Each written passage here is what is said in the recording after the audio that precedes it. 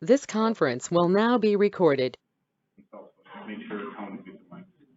Okay, and if everyone on the GoToMeeting would keep your computers muted until any appropriate time to speak, that would be much appreciated. And if you are calling in on the phone, we would have to unmute you in order for you to speak. So that's why it's much better to be on the GoToMeeting itself, because you have control of your mute button. But if you could stay muted until the appropriate time, that would be great. It sounds like we are recording at this time. Can we come up here and sit on the floor? Sir, I am fine with that. I would like you to be comfortable. I apologize, we don't have enough chairs. Perhaps the administration, if you could speak out some extra chairs, that would be great.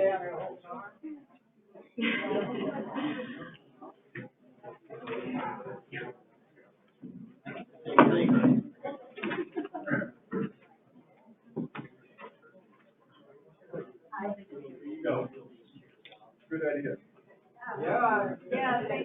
Okay, with that, I'm going to go ahead and call to order this special commission meeting of April 12th, 2022 at 5 p.m. Here at Edgewood Town Hall. And we'll do a roll call vote or roll call as to attendance of the commission this evening. Commissioner Brennan. Here. Commissioner Donner. Here. Commissioner Anaya. Here. Commissioner Powers. Here. And I am here. And if there's no objection from the commission, I would like to commence with the Pledge of Allegiance and salute to the New Mexico flag. Allegiance to the flag of the United States of America, to the republic which stands one nation under God, indivisible, with liberty and justice for all. Salute the flag of the state of New Mexico and to be a symbol of perfect friendship among united cultures. Okay, thank you, everyone. Next, we have approval of the agenda.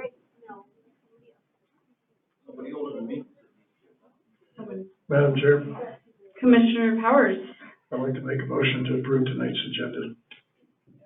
Second. It's been seconded by Commissioner Brennan. Any discussion? Questions, comments by the commission? Okay, so we will roll call vote this as well. Commissioner Brennan. Aye. Commissioner Powers. Aye. Commissioner Anaya. Aye. Commissioner Donner. Aye. And I vote aye. So our agenda is approved. Now I'm going to go ahead and open the public hearing. This is a public hearing for appeal of approval for an amendment to master plan approval, quasi-judicial procedure, certification that public notice of this meeting has been posted as required.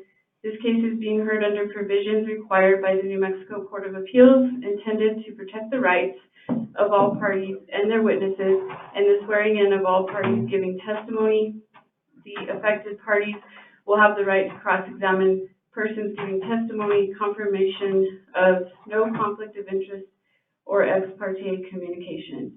So appeal of the approval by the Town of Edgewood Planning and Zoning Commission on September 29th, 2021 of a request to amend and update the master plan for the Campbell Ranch Master Plan as approved February 2002. Property as identified by Town Resolution 2001-14.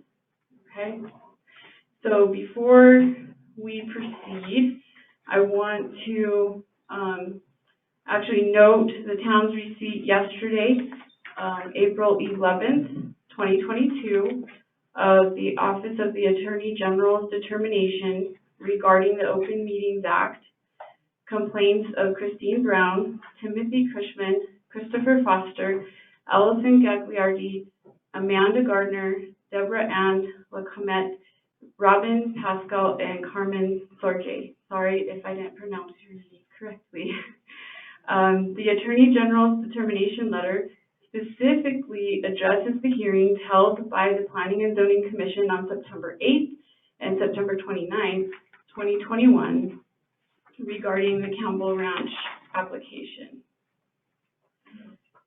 A copy of the AG's Attorney General determination letter will be posted to the town's website and has been distributed to the commissioners.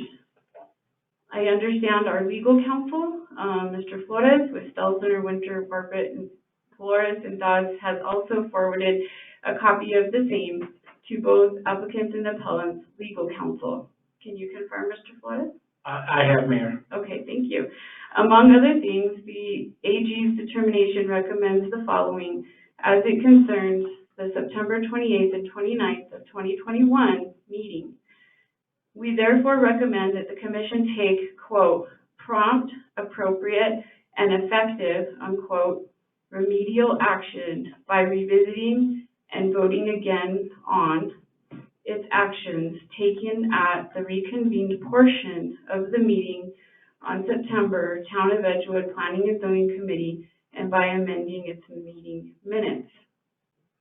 So with that knowledge, Mr. Flores, given this determination and the State of New Mexico AG's recommendations, can you now please advise us on the Commission's options this evening? Thank you, Mayor and Commissioners. I have not had overly significant time to review the Attorney General's letter. It is rather lengthy, but Your Honor has accurately quoted at least the recommendation by the Attorney General. I should note that the Attorney General raises several other issues in the letter that he thinks may or may not need to be addressed.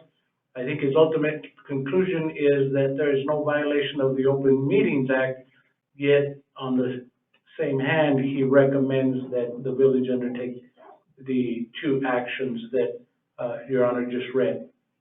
Given the Attorney General's letter, I believe that the village has three options, and I'd like to point them out individually. The first is to vacate this hearing and give us time to review in detail the Attorney General's letter, its recommendations, the prior actions by the Planning and Zoning Commission, review the record and determine what options may be available for the town to address the concerns if in fact they exist and if in fact further actions would be merited.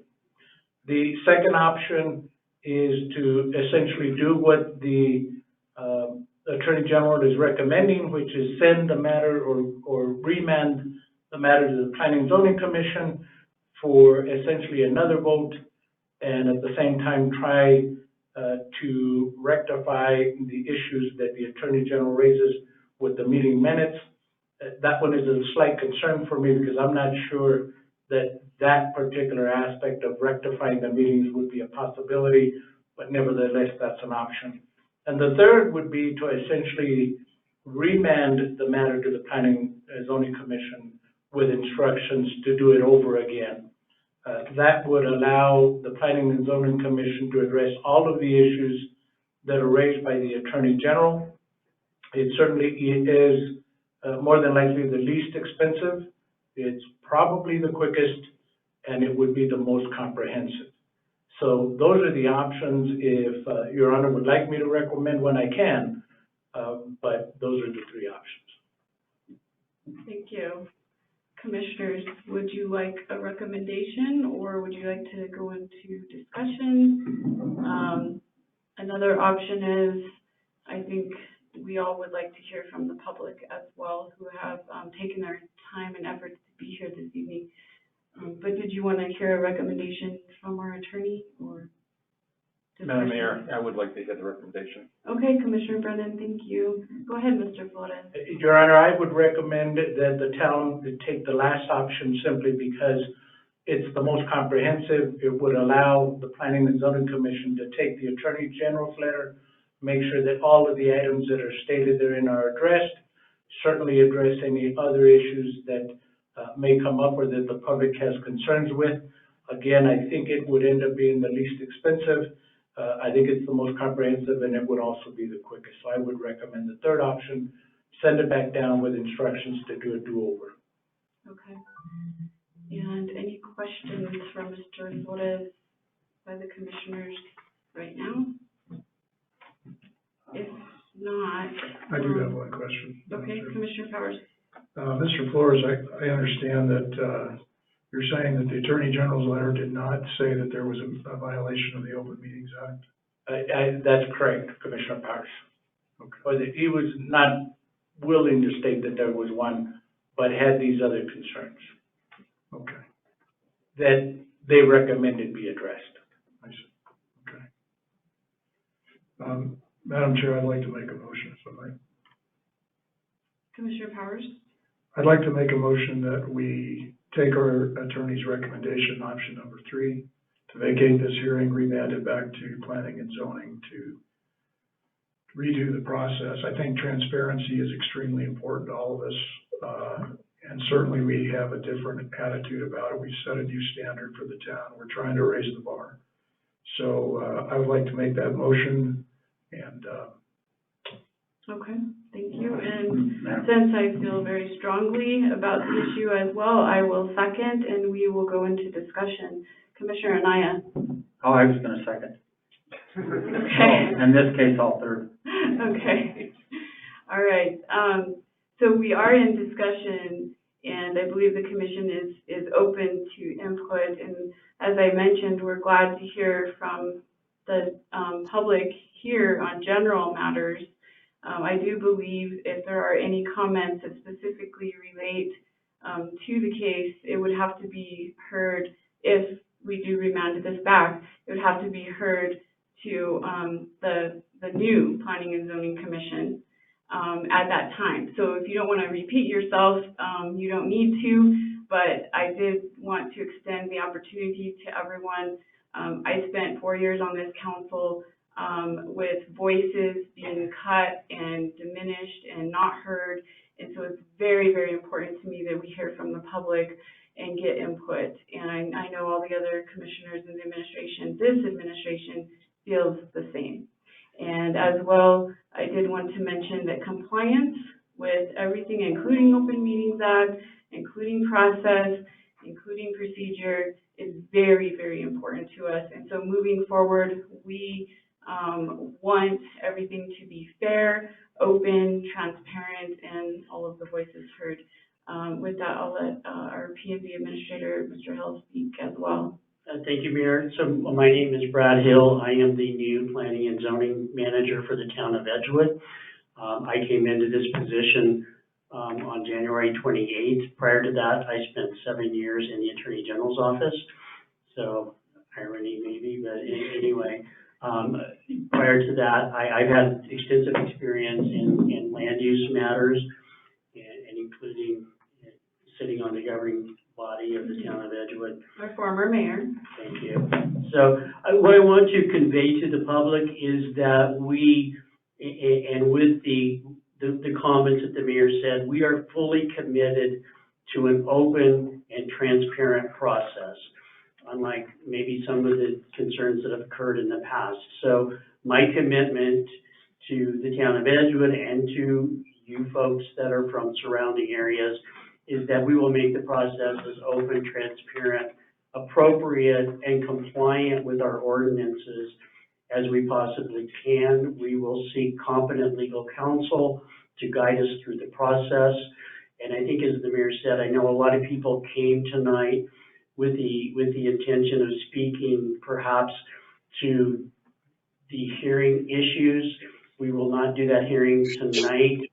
There will be if this vote passes, let me clarify. So if this vote passes, this will be remanded back to Planning and Zoning. You will be again properly notified. We will properly post the meeting. We will properly, as best to our ability, hold a proper and appropriate meeting so that the rights of the applicant and the public and the appellants who are here tonight, we want their voices to be properly and appropriately heard. So I know people came. If you want to speak, I know the commission wants to allow you to do that. But I just want to indicate to you that you may want to come back and do this at the more appropriate time. Well, I understood this to be, I thought we were coming in here to vote either for it or against it. That's the way I took it. Right, and you heard our legal counsel, and so because the Attorney General, some of the indication from the Attorney General's office was that that meeting is flawed, and because of those flaws, they may or may not be able to be corrected, but the cleanest and simplest and most comprehensive way to correct and assure the public that the Open Meetings Act has been complied with is for this basically to go back under this administration and be reheard. Thank you.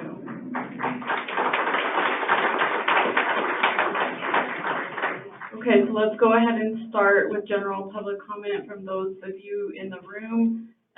If you could please be respectful, of course, keep your comments very brief as possible, just executive summary it for us. Your name and address would be great. So the microphone is right up here. You're welcome to come on up. May it please the commission quickly. I'm Hess Eintema. I represent some of the appellants, and the appellants agree and support the rehearing. Thank you. Thank you.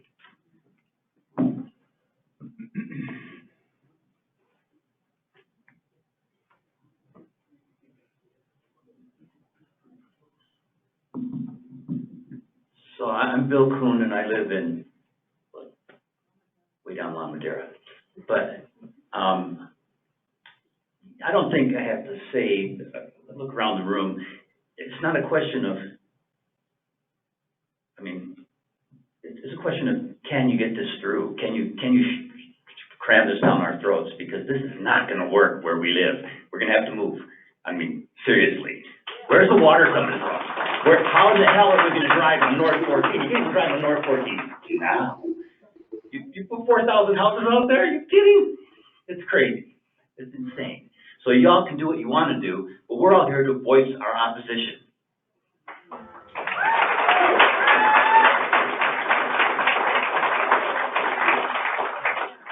I'm Mary Earnshaw. I would live at 83 South Mountain Road, up on South Mountain. And I don't know what Campbell Ranch proposes in the first place. No one has given me any idea of what they actually want to do up there on the mountain. And if there's a website, could you let me know where it is so I know what area is affected? And I agree with the former person. There isn't enough water in this area to support development. I've been conserving water all summer long, just so I would do my part. I don't understand why anyone would want other wells drilled on South Mountain if that is what is occurring. So, thank you very much. Thank you.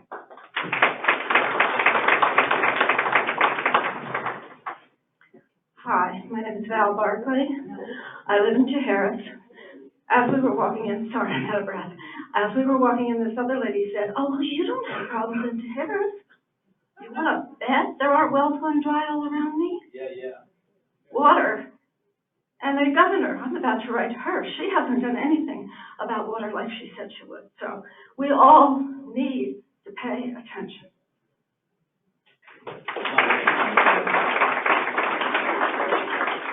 My name is Sandy Polk Withers, and we have a property that butts up to Campbell Ranch.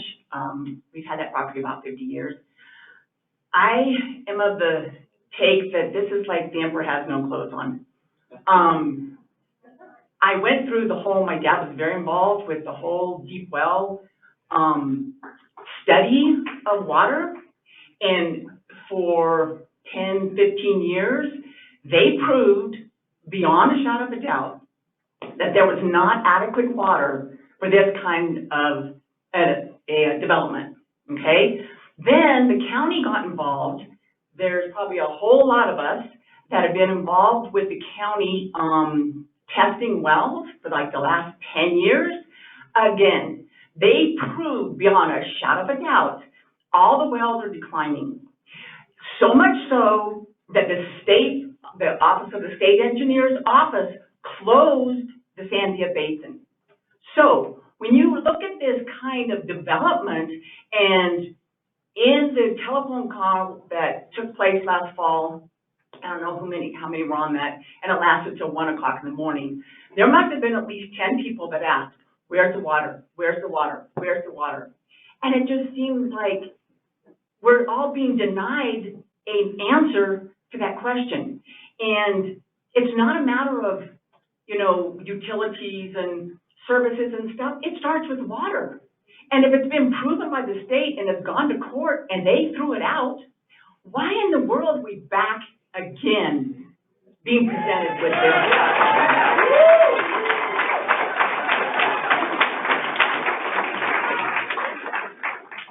I'm Judith Rothus, and I live in Vista Bonita. And I am a little confused too, because we've been through this, as far as I know, twice before, and it's been denied. No water. So I'm very confused and a little suspicious why we're at this again. Yeah. I thought we were through this and done, and we could get on with our lives. And here we are again. I'm not sure what's going on.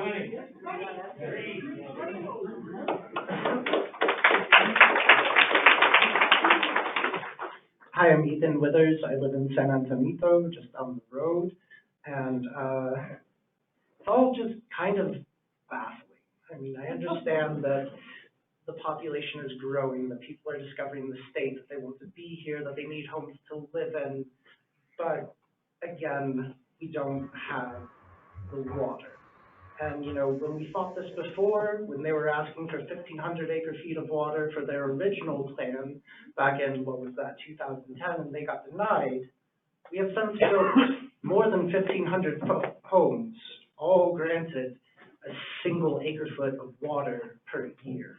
We have already surpassed the amount of water that the original development was asking for.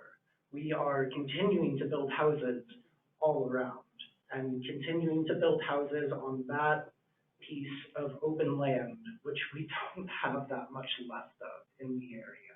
It's getting subdivided into smaller and smaller and smaller lots, and there's more houses. I remember being a kid, and I could walk for miles in any direction and not run into a fence. And now I can't go 100 feet without running into another house.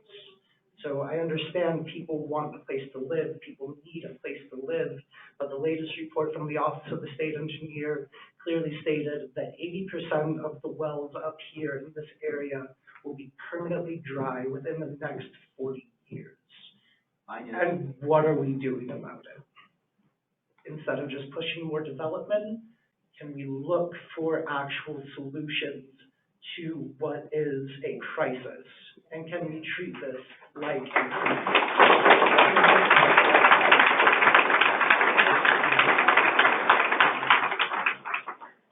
My name is Michael Norris, and I'm new to the area, so I'm one of the dreaded creatures from beyond. And I don't eat children. And I really want to thank all of you for your service, truly. And Mayor, it really touches my heart that you've remanded it back. I thank you so much for that. I do want to tell a story because I think it's very relevant and throws a bit of a curveball into the conversation. The first house that I was buying was north of Frost Road. I loved it. It was a new, on a shared well, and a new development or a new house. Great builder, wonderful person actually. The first time we got the well report, it was scoring at 10 with nitrates, which is at least 5 over what's recommended. So I requested that we test it again, got some pushback on it, ultimately got the test, paid for it myself from the water investigators here in Sandia Park area, and it came back at 16. Oh boy. And what I think is really important to understand is that I've become friends with the water lady, extraordinary human lady. I'm calling her the water detective. And, you know, in her Murder, She Wrote, as she's really trying to, like, suss out what might be the problem, they can't rule out Paco and the fertilizing coming from the golf course. And I think we have to, as she keeps seeing more and more of these nitrate poisoned wells across all of that area, I think we need to consider just the golf course element alone as a huge problem. Because realistically, my question is simply this: can Edgewood absorb a class action lawsuit if this really happens to wells all in the area? And realistically, you know, knowing my Erin Brockovich as I do, like, I think everyone involved actually got called in and investigated as well around what was going on. I just don't think good people who want to be public servants should consider themselves to be at risk because of development that is not thought through. And that's just really what I would ask you to really consider. Thank you so much for your time.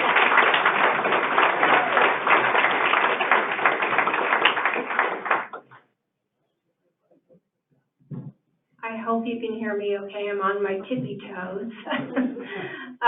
My name is Kathy Rensner. I live in Sandia Park.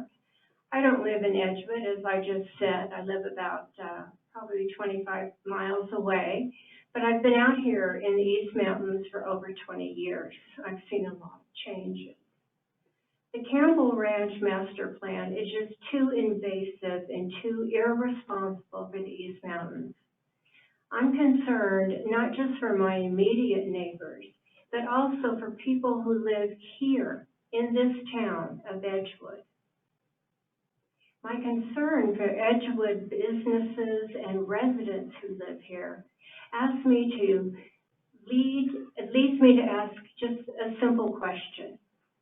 Does the town of Edgewood plan to hire an independent consultant without any ties to Edgewood, Campbell Ranch, or any real estate developers? Maybe somebody who lives as far away as the state of Kansas.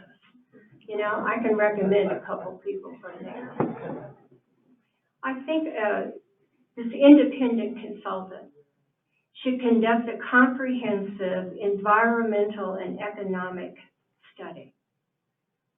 The people who live in this town and own businesses here should speak up on the behalf of those of us who have lived in the East Mountains for many, many, many years, and those of us who will be impacted by whatever decision that you make if you decide to allow this master plan to go through. I think it is imperative that every Edgewood citizen and business owner, at the very least, address these monumental issues: the water problem, the density, wildlife impacts, the 50-plus archaeological digs and sites that have been platted out on this Campbell Ranch master plan. I think it's so important to do that. If you don't do it for yourself, how can we expect you to do it on behalf of the rest of us who have lived out here for so many years, generations of people who have lived here? If you just do it for yourself, as an informed business leader and as an informed resident of Edgewood, do your homework and don't base any decision upon any information that was given to you by one source, and that would be the Campbell Ranch Master Plan. I urge you to do the right thing. It's the success and the future of all of us who live here in this area is at stake, and it is critical. We're counting on you to do the right thing. Thank you. Any others in the room? If not, we'll go online. Come on ahead, sir, go ahead. Hey, how you doing? That's loud. Sorry, I have a loud voice. My name is William Wilbur, and I have two comments. The first comment is, Golda Meir once joked about Israel, that Moses picked the only place in the Middle East that didn't have Water is a more important resource, single most important resource on this planet for civilization is water, and we all know it. I had a geology professor in college who was apoplectic about people who would ignore the truth of geology when making plans by human beings as part of our civilization. He would rail against people that would build on a floodplain. And he would go, why do you think they call it a floodplain? Because it floods there. Why are you building there? Why are you building on an earthquake zone? And you're surprised when your house falls down. You built on an earthquake zone. Why are you, he would just go off at people that would not pay attention intelligently to the geology at hand. And I don't think the people in this room are ignoring that. I just want to make sure that the people who have the votes don't ignore that. Pay attention to the geology at hand.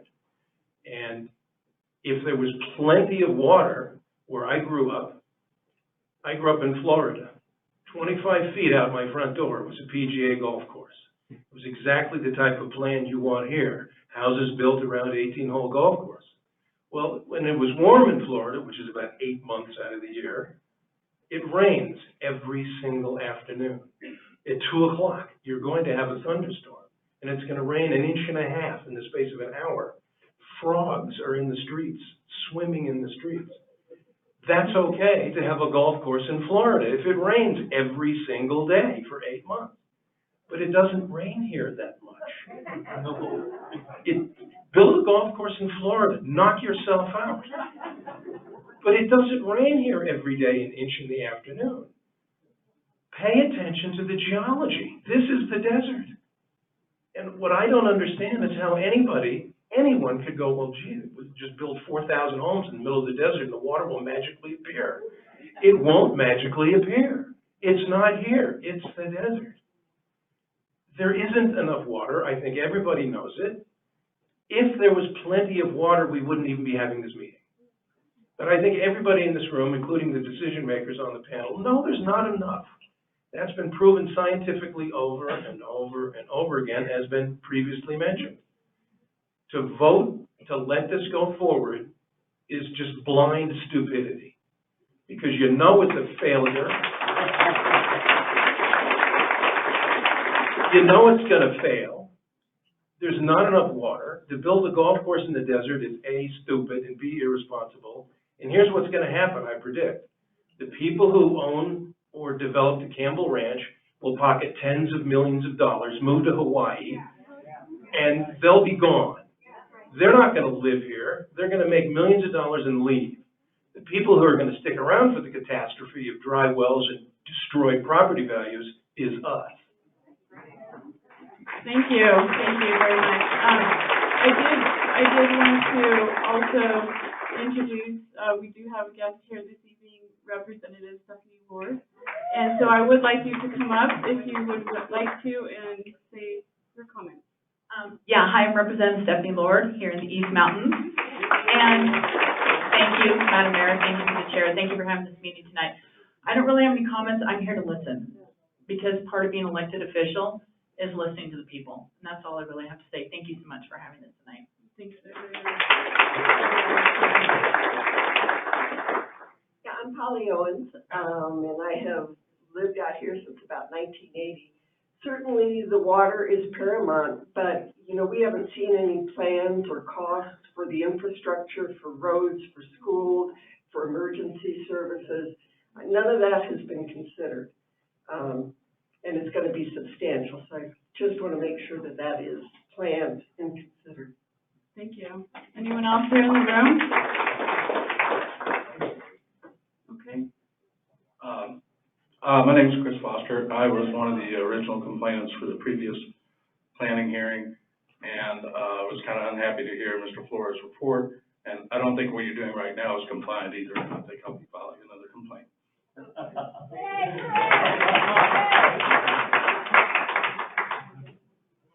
Hi, I'm Christine Brown. I was also a complainant. Thank you for having us. I was in the meeting last September. It was a mess, a total mess, but I'm not sure it was egregious enough to send us all home and start over. My concerns are, in addition to the water, We live above Campbell Ranch, and the light pollution will be horrible. The traffic will be horrible.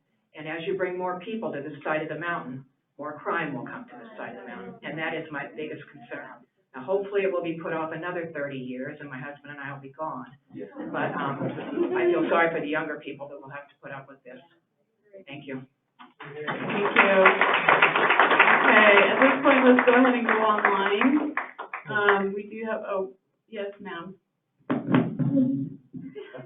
I knew I was gonna have to adjust this, so I figured I'd wait until everybody else was through. I wanted to make a few comments. My name is April Fletcher. Thank you. And I am an environmental biologist. I've lived in these mountains for 25 years. I have seen the impact of climate change and of development on the whole of the East Mountains. Vegetational changes, higher fire danger, and wells going dry. Many, many wells all over the East Mountains are dropping at a phenomenal rate, including our own, which we had to re-drill at one point because we couldn't yet put in the catchment system, which we plan to do in the future. I think you have to consider how good a neighbor is Edgewood going to be to the East Mountains, to the residents that are already here, because that's critical. We are all in this together, Edgewood included. The wells in the area, the development, are already dropping as much as 1.8 gallons a year. 1.8 feet a year. That's a phenomenal rate of loss. And a lot of those wells will just simply go dry. What this plan, as it exists now, will do is more than double the population of the area. And the impact of that is going to be phenomenal. The high-density housing, the East Mountains has always fought high-density housing because it simply does not belong in that whole area at all. The water isn't there, the sewer isn't there. The high-density, we've seen what high-density housing can result in outside of Boulder, where they put in a development of houses about 5 feet apart. 1,000 homes burned. And I can foresee these little clusters of development ending up as basically sources for a holocaust of fire in that whole area. We're already entering the fire season now. It has gotten progressively worse every year since we moved up here. Climate change is something we cannot ignore.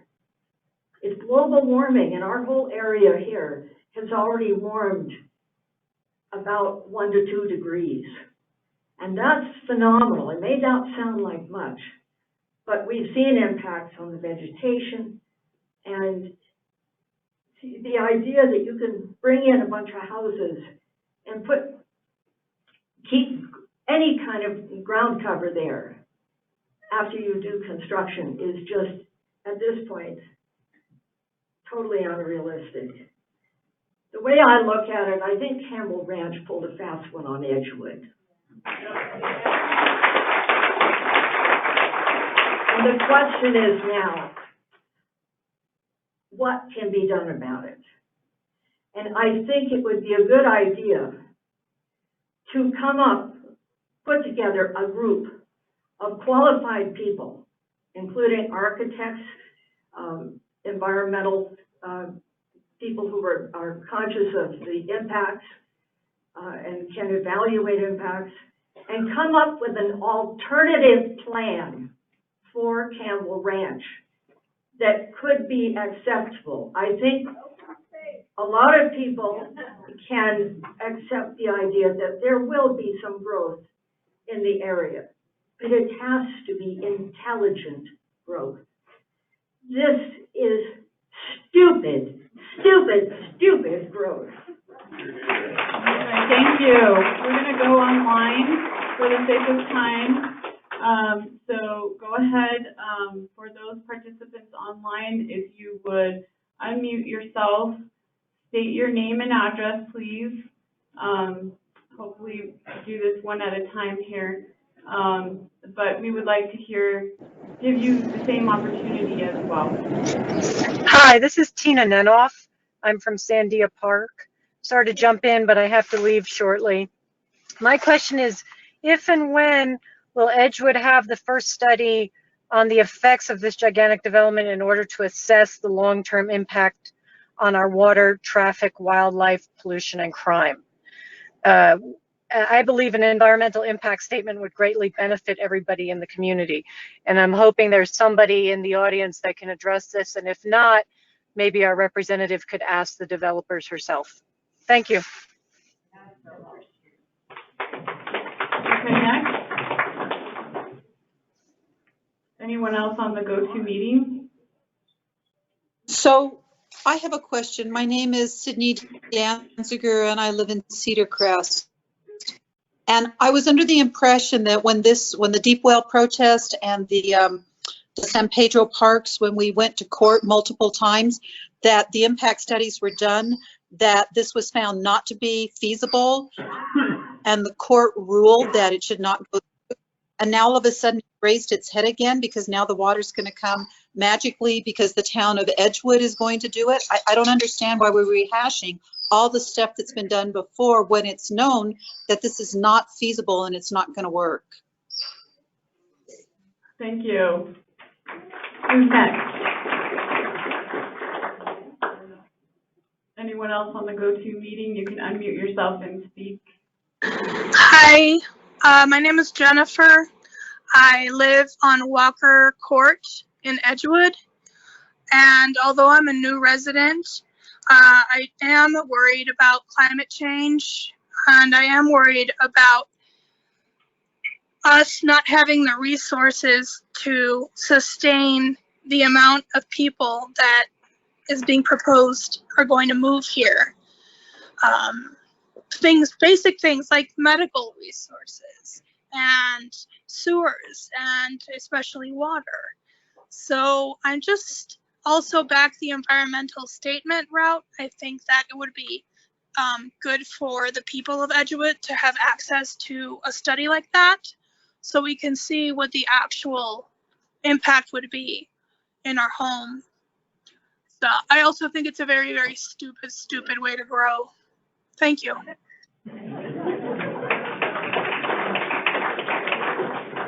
Next person.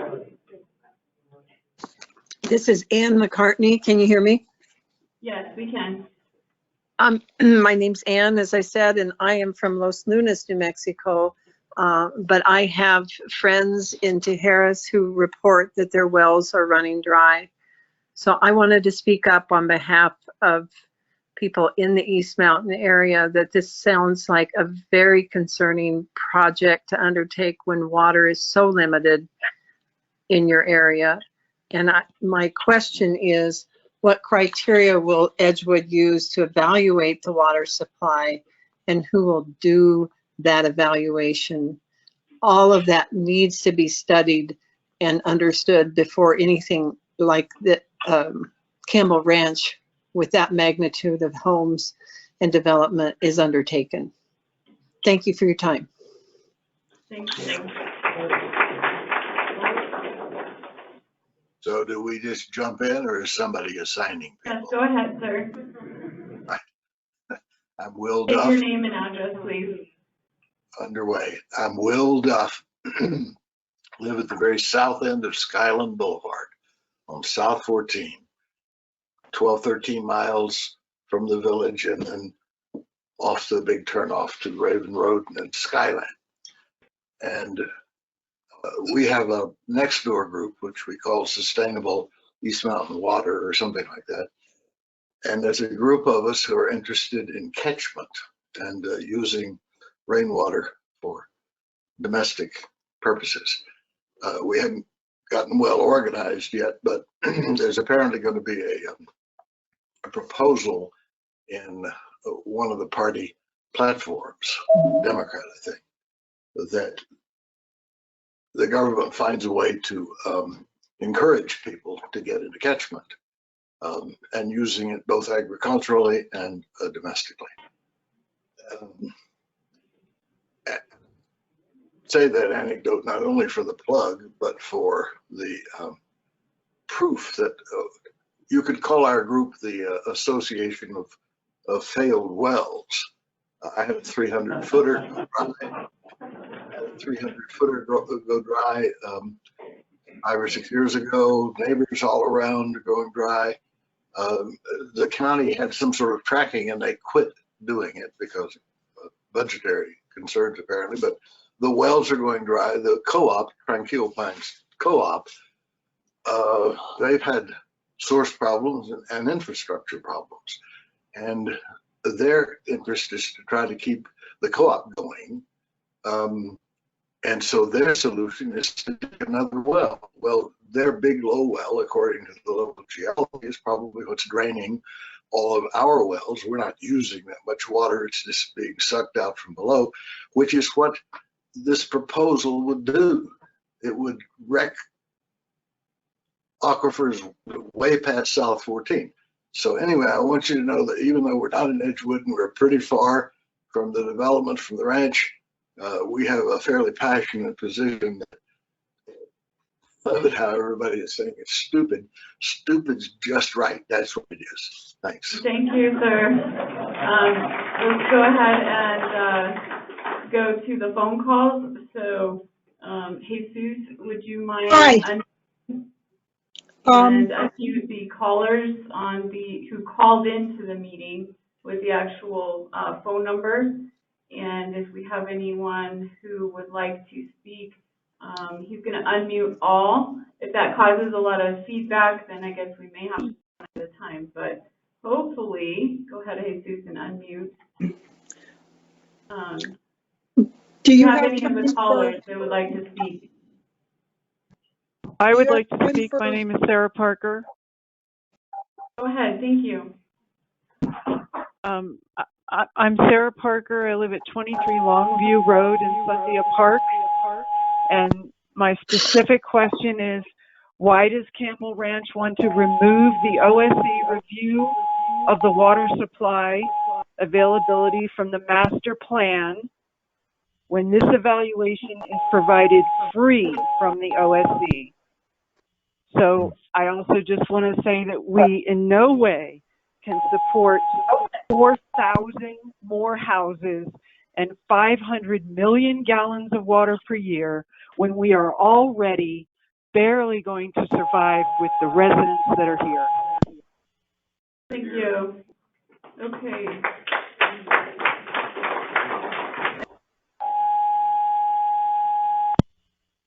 Hello, may I speak, please? Yes, ma'am. My name is Steffi Weisberg. My address is 1 Howling Wolf Trail in... I can't hear you. Could you speak up a little? State your name again and address. Steffi Weisberg, 1 Howling Wolf Trail in Tijeras. 3 of my neighbors have had to re-drill their wells this year, and one was to me crying because she couldn't afford it until her father unfortunately died, and then she inherited some money. I know of another woman who had to move in with her mother because she couldn't afford to re-drill her well. The state just published a climate change report, and the important thing to understand about that is we are not in a regular drought like we've had before.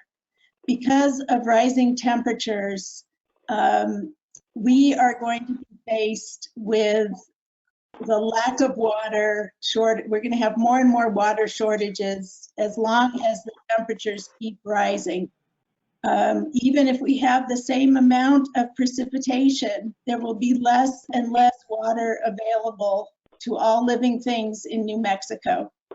And any aquifer that is not fed by surface water, like we are here in the East Mountains and also the Estancia Basin, is going to lose water. It is not going to get recharged. So this is what we are facing over the next decades unless we stop putting fossil fuels into the atmosphere. So I don't think it's a good move to buy houses here because there's not going to be any water in very soon. Thank you. Next.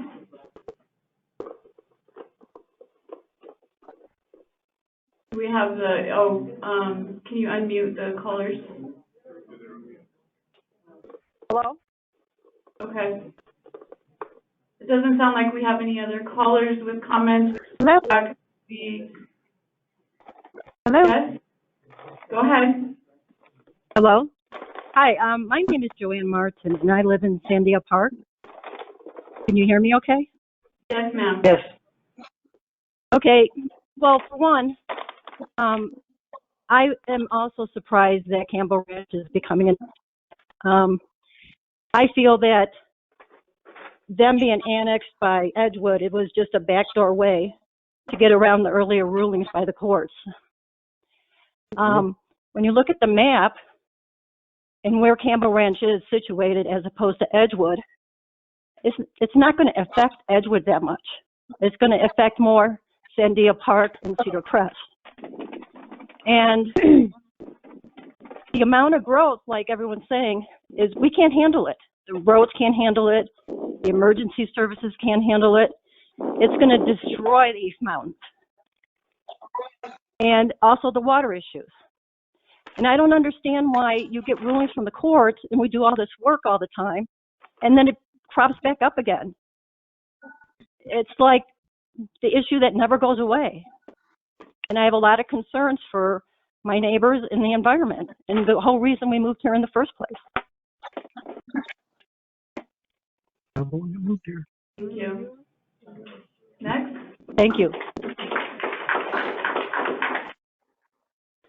If I can speak, my name is Pamela Cheek, and I live in 60 Lost Valley Loop in Cedar Crest.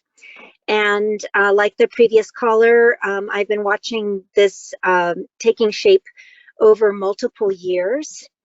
I think that the main concern is that there's the lack of a sustainable plan that will address the needs not only of current residents, but also the needs of the future residents who might be part of Campbell Ranch. So I'm not just worried about people in the communities surrounding the proposed Campbell Ranch site and the services that are currently there.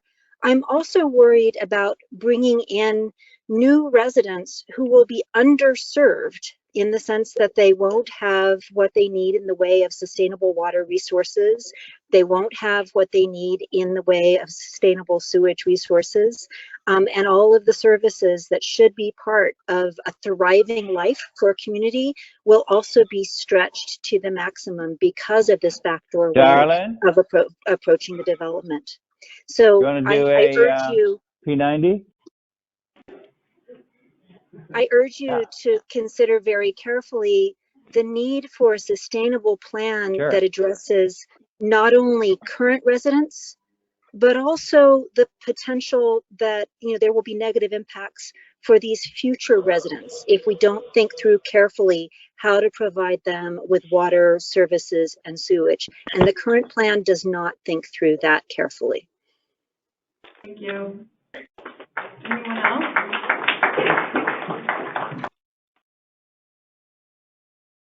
Okay. Did you send Pippa the? Yes, sir. Yeah, it'd be a good thing to get out of the way. Oh, I think we have that. Anyone else on the GoToMeeting, you can unmute yourself. Okay, we have one person here in the room that would like to speak. Go ahead, sir.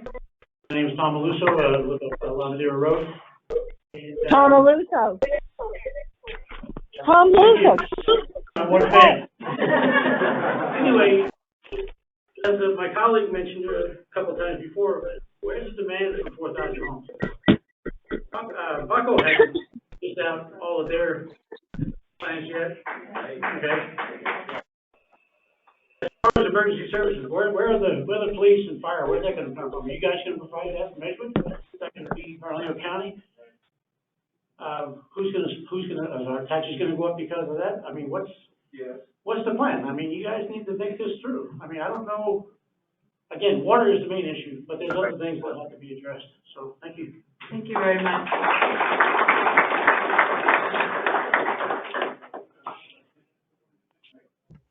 I would like to speak, if that's okay. Yes, ma'am. Yes. I too have been following this for years and years. My name is Elizabeth. Your name, please, and address. My name is Elizabeth Del Verne. I've lived in the area almost 40 years. And here's the question I have. Why does Edgewood want to do this?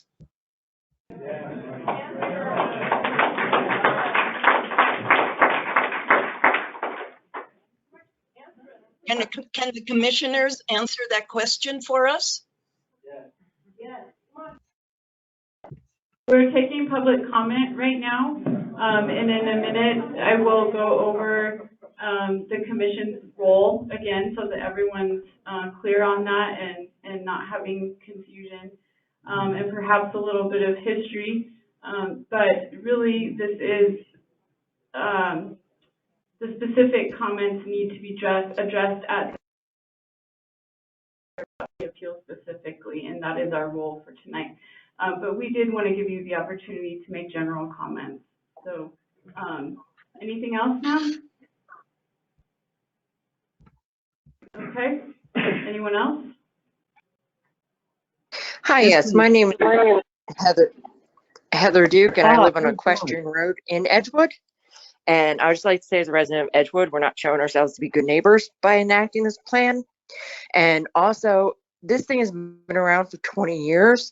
If you haven't made it work in 20 years, it's time to let it go and move on. Thank you.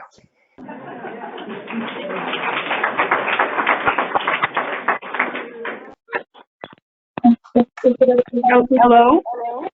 Hello? Hi, can you hear me? Yes, can you hear me? Yes. So my name is Carmen George, and I'm one of the people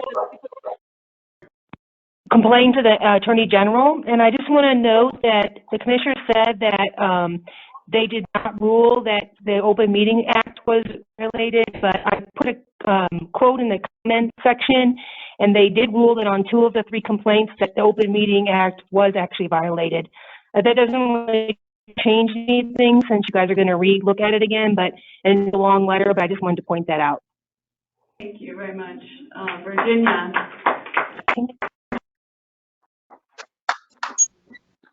Oh, she has to unmute herself. I'm sorry. Go ahead, Virginia. Yeah, my name is Virginia O'Donnell, and I live on Erickson Road, and I border the Campbell Branch property behind me. And I've lived here 30 years, and over the years, my liver has gotten less and less and less, and I've had to re-drill it twice. But my neighbor to the left of me, she's hauling water now. Every single neighbor on Erickson Road by the property has re-drilled, or they're hauling water. Also, I have a beautiful stream that used to run every summer, start around March, July. It runs for a month or so. It stopped running when they did the Pothole subdivision and the golf course, so it hasn't ran for years, but it's because of that subdivision, I believe. And the lack of water is really disturbing. And then also, I've been here long enough in the history of the area. Indian utility that owned the water rights that they sold to Campbell Ranch when it very, very first started. Campbell Ranch didn't pay for water. I don't know what the right thing was for the footage of water or whatever. They said water does not exist. They did not pay that company for water. They said nothing. They did studies. They said there's not enough water to support Campbell Ranch. So that's in the paperwork in the court. That way back then, Campbell Ranch even admitted they did study. There's no water. Thank you. Okay, we do have a gentleman here in the room. Go ahead, sir. Thank you. My name is David Thompson. I live in San Pedro Creek Estates. right across North 14 from the proposed development. And I have some sort of shotgun comments that I made while I was listening to the other speakers, and I would like to give credit to the previous speakers for some really great observations and questions. When we moved to this area in 2007, we were excited to move into an area that was really a place we wanted to live. It's a beautiful place, trees with open spaces with views that are for 100 miles. We were just so excited. And as soon as we moved in, I heard about the Aquifer Science proposal to try and capture 1,500 aquifer feet. And I was part of the legal opposition to that proposal. And so this is something that I've been looking at for quite some period of time. My last position was as Dean of Engineering at the University of Idaho, and my specialty is in the area of fluid mechanics and computer science, and so I spent a great deal of time analyzing the water availability in this area, and my son and I, who's also a doctorate in mechanical engineering, did some probability function analysis of all the water level readings that were being made by both Bernalillo County and also by a group in San Pedro Creek Estates. What we found is that all of our wells are connected. And I don't just mean randomly connected. They're dropping together about 1.5 to 2.5 feet per year. That's a probability function analysis that we did. And I would not be surprised because of the closeness that the Estancia Valley aquifer is also connected and dropping at approximately the same exact amount. Springs are not just dropping in their levels, they're disappearing. If you look at the historical springs that were scattered in the East Mountains, they're disappearing, they're leaving. I personally waded in San Pedro Creek. It's a wonderful place, beautiful place to visit. There's almost no place around that you can go and wade in water in this area, but it's an exciting thing to be able to do. It's slowly drying up. If you look at Aquifer Science's original projections, as soon as they turn on their pumps, it will dry up. It will disappear. If you look at their proposal, the population growth that they have documented in the East Mountain area will not sustain 4,000 new homes. It'll take 100 years to sell that much real estate in this area. Because I live in Sandoval County, which is on the other side of the mountain, I know what it's like to be an orphan community. And candidly, the proposed group of houses that would be built under this proposal would sort of be an orphan of this county. Sustainability is not an issue because it's not sustainable the way our water levels are dropping. Trees are dying. Every day that I go up and down the driveway and up and down Via Entrada, I see trees that are continuing to dry up, leaves fall off, they turn brown, and they die.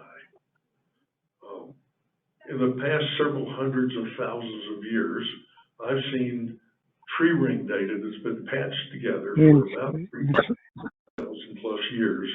And that tree ring data shows that there have been droughts that have lasted between 50 and 50 years.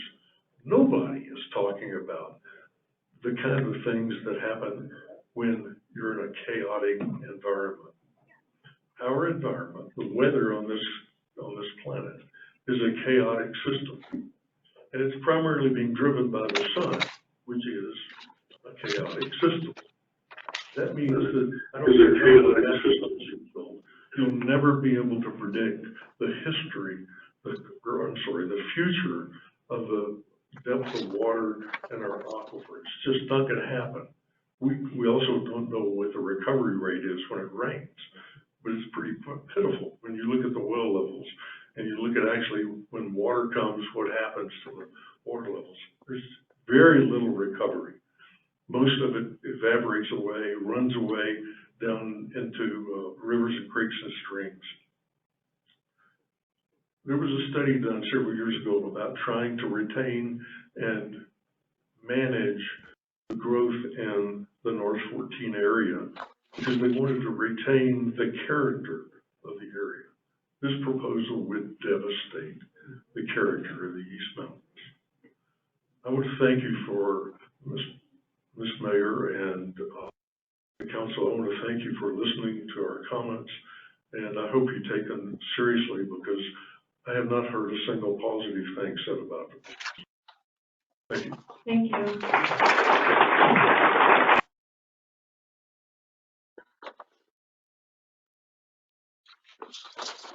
Anyone else?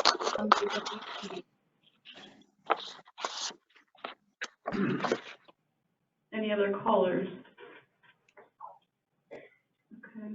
Yeah, I'm happy to speak. My name is Eliza Ennis, and I've lived in Cedar Crest for my entire life, which is 25 years.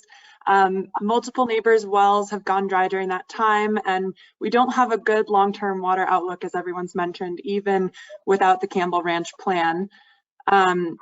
They've never provided a clear plan for the water use or waste disposal within Campbell Ranch, and there's no sustainability plan for the region with the addition of this development. As others have mentioned, not only will this impact Cedar Crest and Sandia Park, but also the aquifers extending into Edgewood, into Harris and beyond. And I think it's clear that there is no real positive argument for this. If the argument's one that it's an economic positive for Edgewood, the short-term sales or property taxes will quickly be outweighed by the cost of trucking and water or residents leaving over the long term. If the argument's about affordable housing, then why is this the location? Why is there a golf course? And affordable housing without water for residents is a cruelty within itself. So there's no clear plan to support this argument. This is just about profits for one organization. And we have seen representation from across the entire community of the East Mountains for almost the entirety of my life that this is a poor idea. Thank you.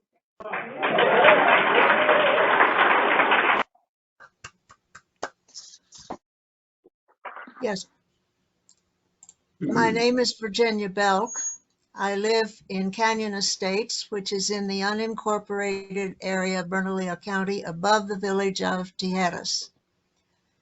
I would like to call the council's attention to all of the posts in the chat.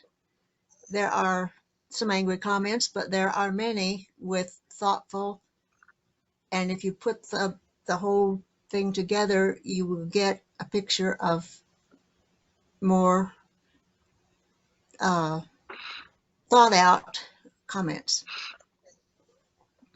Thank you. On that note, Jesus, is this something that you are ensuring we are retaining the comments? We can, okay. So we will be able to download those. Thank you for that comment. And we did have a gentleman here in the room. Come on forward. I just have one brief question. Where are the people that are for this development? So he didn't come up to the mic. Sir, if you wouldn't mind for the minutes, just coming up to state your name, that would be great. We just want to make sure to reflect everyone's voice. Sorry. Yeah, my name is Robert Calderon, and I don't live in East Youngstown anymore, but I stand up here. And I just wanted to know where are the people that are, what meeting are the people that are for this? Where is that meeting being held? Thank you.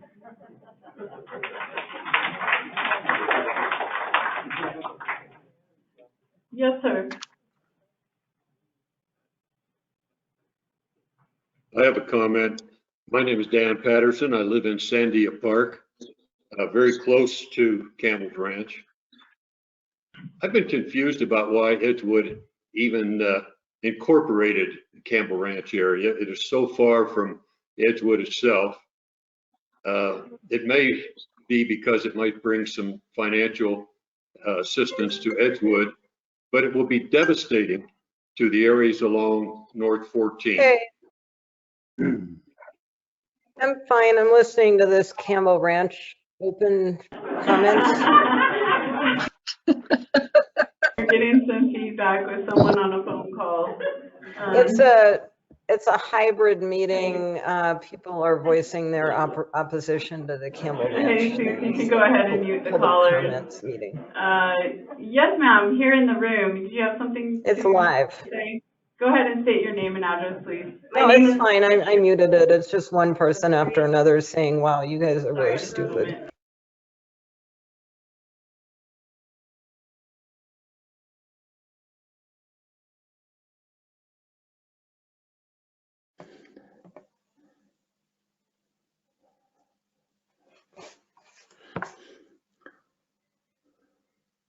There we go. Okay. All right. Go ahead. So I live at 50 Equestrian Park Road. I've lived in Sandia Park off Enchantment Lane for 30 years. So we butted right up against Campbell Ranch, and now I live here in Edgewood. My question is, what if Campbell Ranch doesn't work out and Edgewood has supported putting in roads and libraries and fire department, and it doesn't work out? So I see money being given to Campbell Ranch, and if they don't work out, then how do we, as citizens of the East Mountains, have to absorb that? And that's kind of my concern, as opposed to all the wells drying up, or even our well was starting to drop when we lived in Enchantment Lane at the time. And we've had some developments,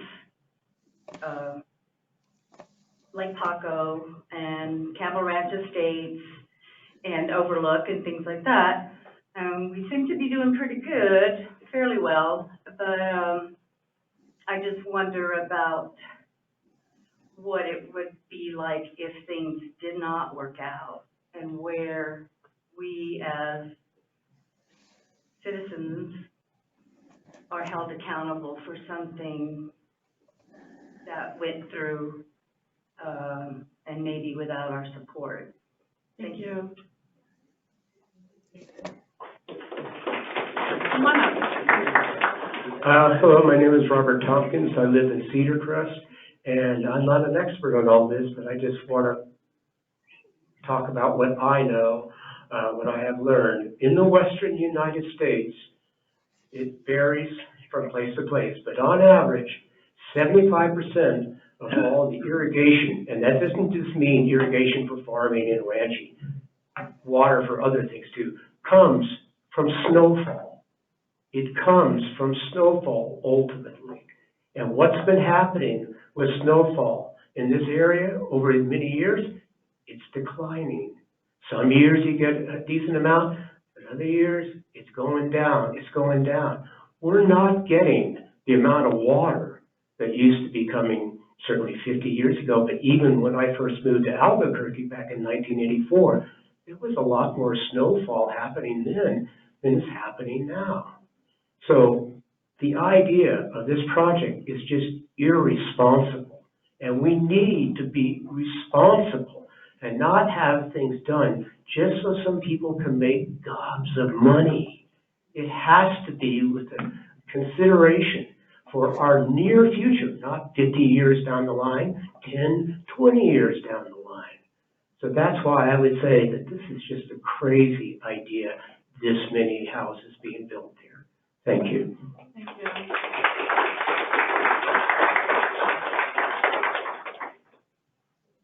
Okay, with that, I'm going to turn it over to our P&Z administrator, unless I don't see Mr. Flores here. He's here. Oh, he's here still. Oh, there you are. Right behind the door. Yes, Mr. Flores, maybe you could share, I don't know if it's appropriate, but just a little bit of the commission's role here this evening, as far as procedure, general procedure goes, because I heard a lot of confusion in the comments. So. Thank you, Mayor. The commission, given the appeal, has the authority to rule to remand the case, to remand with conditions. And as I understand it, that is the motion essentially.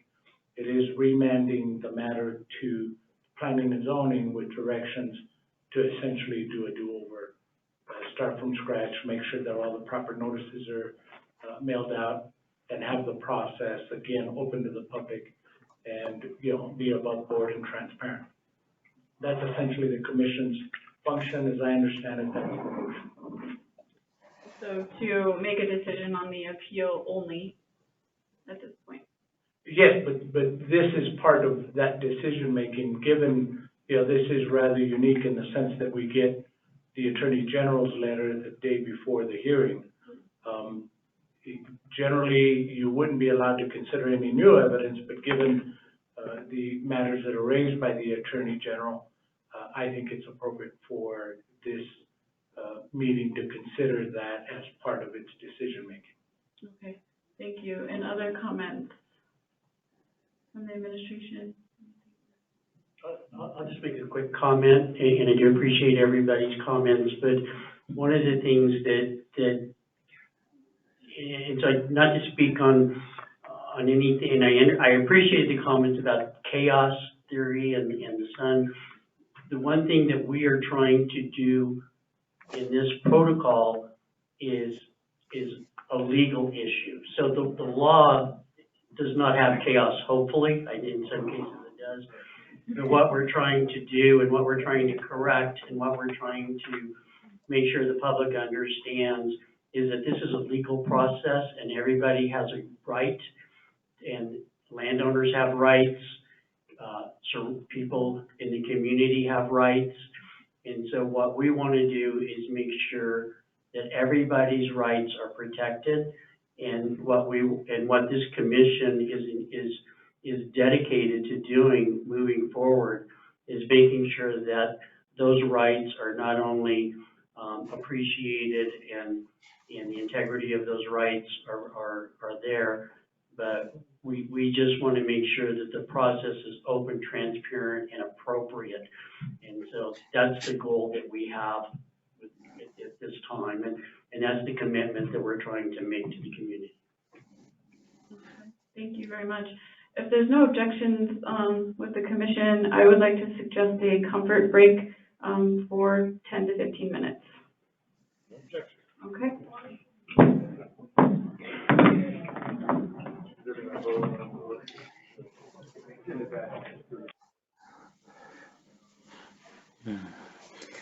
Oh.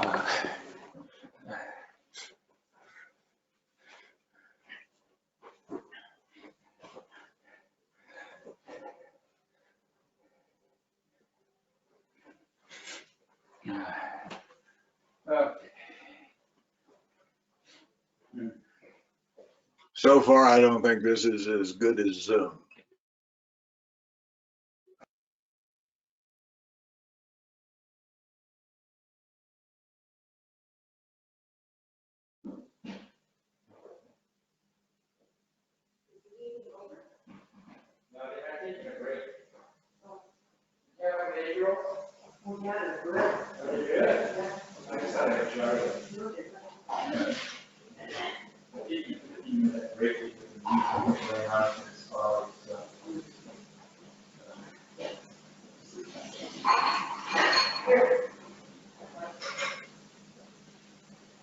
So Frank Montaya has his mic on.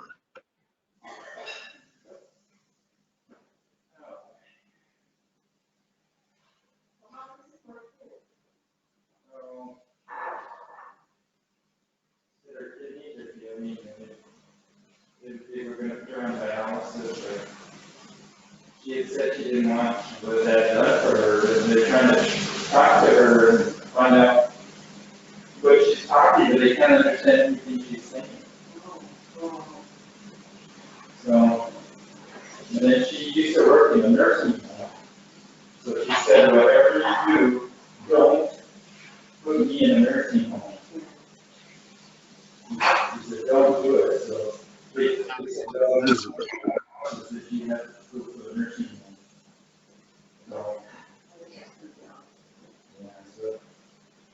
said, so over to the house. So she probably, he's asked Mark for a while, she's doing it. So she's gonna die soon. She doesn't know. Mark said that Carol was upset because they told her the whole family, and now the whole family's over at the hospital. And they said it's immediate family, so it was facing but It's always embarrassing. Find out your mic was on.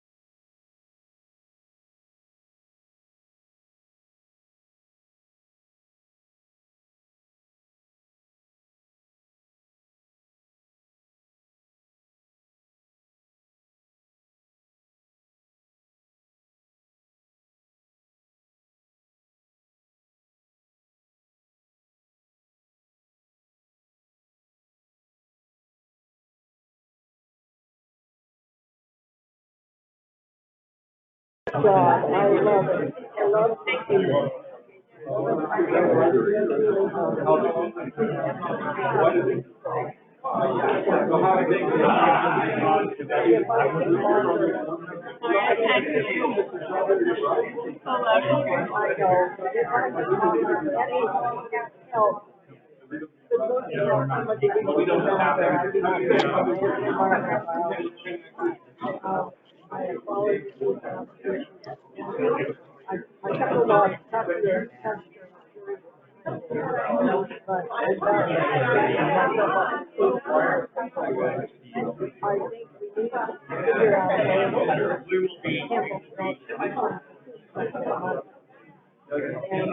I would love to talk to them. They say that they have hired and that's fine. But I can offer I have no idea how to do it. It's very hard to be. You have to suggest. Online, the public, package, probably has.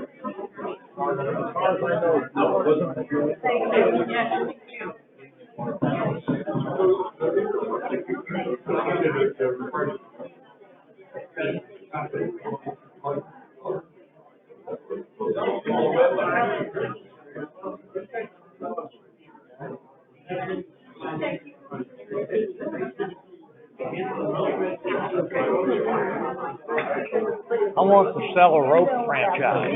Okay?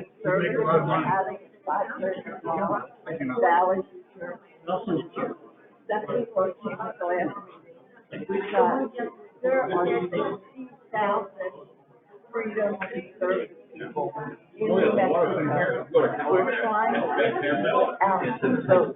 That's our main goal now. We just changed the name, as you know. Website. So you weren't part of the,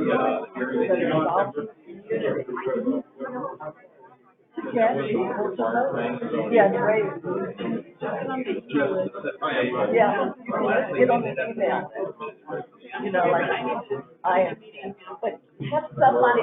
Okay, let's go ahead and come back into session at 6:32. Thank you everyone for that break. And for those of you who spoke earlier, at this point in time, we're going to go ahead and allow the commission to have discussion, questions, comments, deliberation.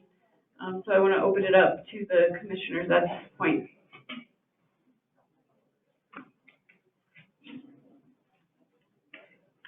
Well, I guess I will. Commissioner Donner. Go ahead. A lot of you aren't from Edgewood, and that's awesome. We're glad you guys are here.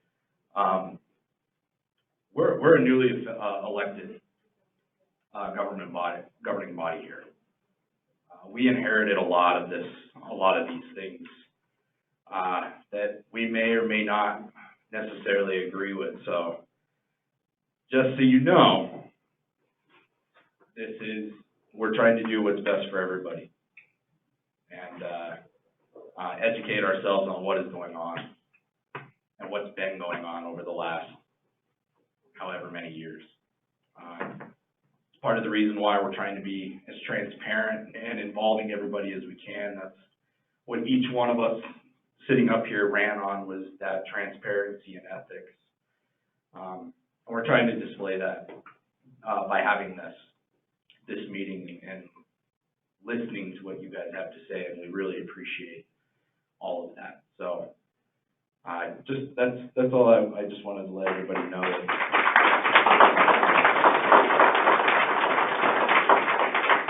Commissioner Brennan. I just want to let everybody know that, you know, what we're doing here today, we inherited a lot of this, and some of what was done in the past may or may not have been done right. We're not 100% sure either way. And it's sort of like when you go in to build a house. If you have a set of plans for that house and you're not 100% sure if those plans are good, you don't want to continue on building that house until you get it straight. And that means going back to the original plans. And that's what we're trying to do here. We want to start back from scratch from the original plans and let everybody be heard. And there are two sides to this entire situation. And everybody does have their right, sort of saying their day in court is another way to put it. And we want to make sure that everybody is heard and we start from scratch so we have the correct information in front of us so that we can make the correct decisions. And I appreciate everybody that came here tonight. Thank you. Commissioner Anaya. No comment. Commissioner Powers. I just want to say I made this motion out of an abundance of caution. We have a very limited role in our ability to affect these kind of matters, in that we have to abide by the law. Everyone has to have equal treatment under the law. There are property rights. It's a constitutional right to property. Every one of us has those. We can't deprive any one of those rights as well. I've heard people ask, why are we here? Can't we just stop this whole thing? The simple answer is no. Because if any one of us comes to, for a building permit for a house on a vacant lot, we can't just say, the community doesn't want a house there. That person has a right to build that house as long as they abide by the regulations and the laws that are imposed, our ordinances. So with that being said, I was concerned that there could have been some problems based on the Attorney General's letter, and that out of an abundance of caution, the proper thing to do is probably to make sure that those get addressed by doing it over.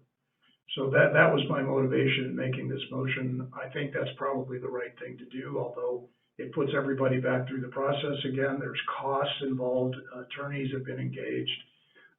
It's kind of a waste that the prior administration didn't follow the proper procedures.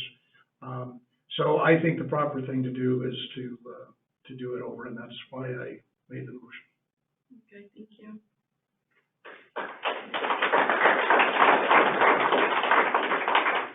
I just wanted to echo the comments made by our council in the three choices that we have here this evening would be to vacate the hearing and give the law firm time to review the AG's letter, which, as mentioned, we just received yesterday. The second was to remand to P&Z to address specifically the items of the AG's letter. And then the third would be to remand back to P&Z to redo the process, which is what we have on the floor now as the motion and the second. And so any other comments or questions, commissioners?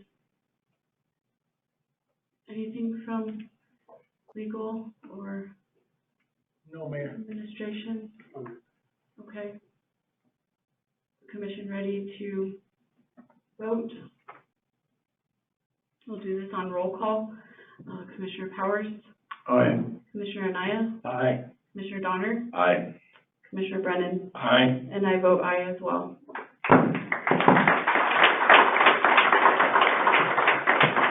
Okay, thank you all again for being here.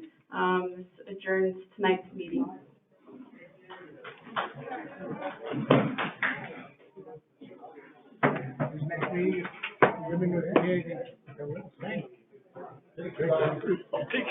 I'm Mark.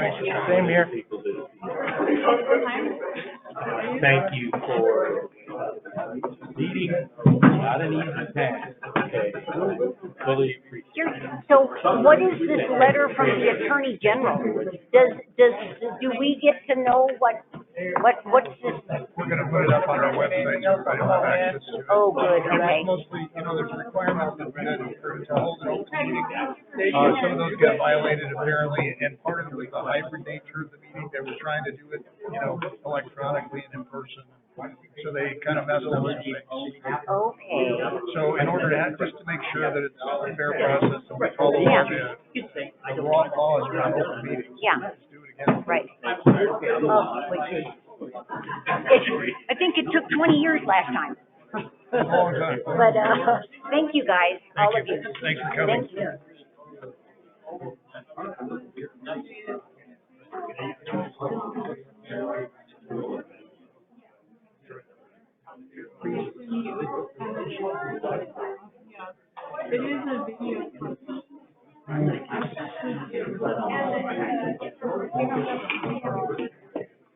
Well,